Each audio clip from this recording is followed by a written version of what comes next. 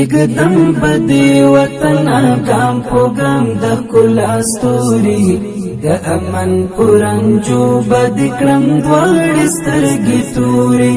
د اسمان د شنو اوبو بدې په وچه خاوره خور کړم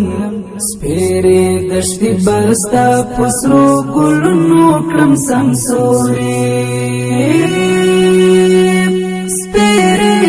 دشت بستا پسرو گلونو کلم سمسوری اقدم بدی وطن گام پو گام د ښکلا ستوري د امن پرنجو بد کړم دواړې سترګې تورې د اسمان د شنو اوبو بدې په وچه خاوره خور کړم سپېرې دښتې برستا په سرو ګلونو کړم سمسورې سپېرې دښتې برستا په سرو ګلونو کړم سمسورې اولسه ستا غوسه ژوند دلته کلک ولاړ یم ژمن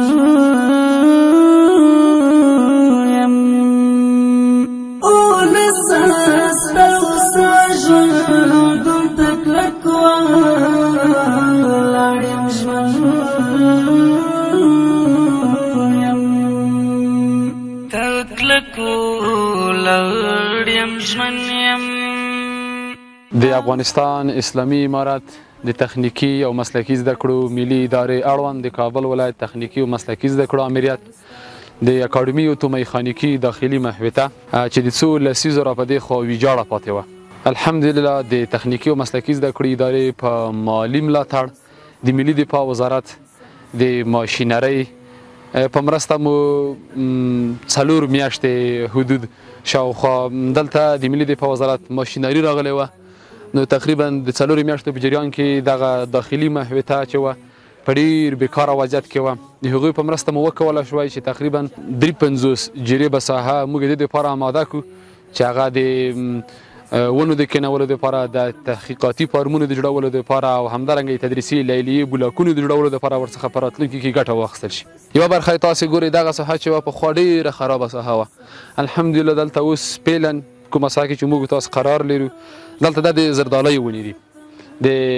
اول کال یعنې کال یې پوره نه دی پوره شوی تقریبا په حمل کې مو کېنولي 6 میاشتې کې خو الحمدلله ډېره ښه وده یې کړې ده او تر څنګ یغو طرف ته چې تاسو وینئ هغه د مڼو باغ دی تقریبا په حدود د 600 شاوخوا مڼې کېنول شوي دي او په حدود د 1.5 شاوخوا زردالۍ ونې کېنول شوي دي باقي کوزه کومه ساحه چې د هغه ته ټول بادام دي او هغه طرف ته بل باغ چې دی هغه ته انار کېنول شوي دي چې هغه انارو سږ کال انشاءالله خوندوره نښه هم راوړې ده د دې مخکې د اوبو ستونزه وه خو الحمدلله داسې یو 8 میاشتې کېږي شاوخوا د اوبو د ستونزې په حل باندې مختلفو برخو کې کار وشو چې تقریبا یو 4 میاشتې کېږي د اوبو ستونزه یې په مکمل ډول باندې حل شوې ده یعنې اوس دلته اکاډمي اتو میخانیکي تقریبا یو په اندازه د 4 انچه خوندورې اوبه لري دغه اوبه په دغو ټولو داخلي محوطه کې څه ونه چې تاسې ګورئ دغو ټولو ته توزیع کېږي خوشبختي دا ده دلته چې تقریبا په څټ کې یو 25 جریبه باغ لرو چې په هغه وخت کې نایاک انستیتوت د خوا څخه جوړ شوی و هغه ټول قطري سیستم دی دغه نوې ونې چې کومې کېنول شوي دي تاسو چې اوس ګورئ د مختلفو نهادونو د مختلفو خیریه مؤسسو او د مختلفو خیریه اشخاصو د خوا څخه دلته مرستو صورت نیولی دی مرستې یې کړي دي او تاسو ولیدل چې دغه نوی باغ چې کوم کېنول شوی دی د دې ټول سیستم قطري دی د اوبو د اسراف مخه یې نیولې ده د وخت د ضایع کېدو مخه یې نیولې ده دلته موږ تاسو ملګري وینئ چې د باغوان په صفت دلته وظیفه اجرا کوي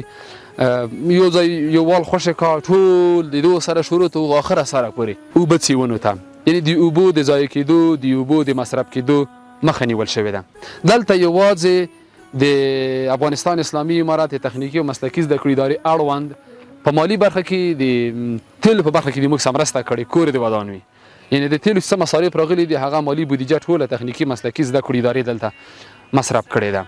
که چیرې دغه ساحه امارت یا د ادارې په بودیجې باندې موږ تاسو جوړولی خورا زیات مصرف به ورباندې راغلی و خوشبختانه ملي دفاع وزارت 6 واره د ماشینري دلته رالیږلې وه تخنیکي ټیم یې راغلی و انجینران یې و دلته